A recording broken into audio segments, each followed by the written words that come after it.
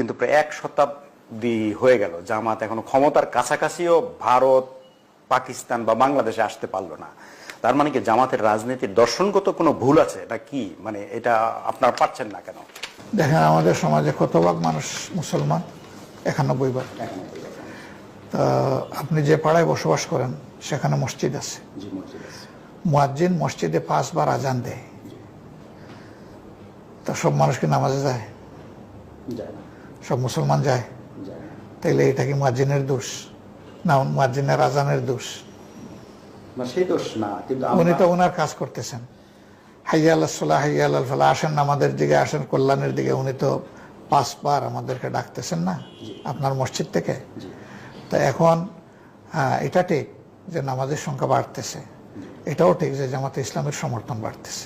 এখন যখন জনগণের মনে জামাতে ইসলামী এই আস্থা সৃষ্টি করতে পারবে,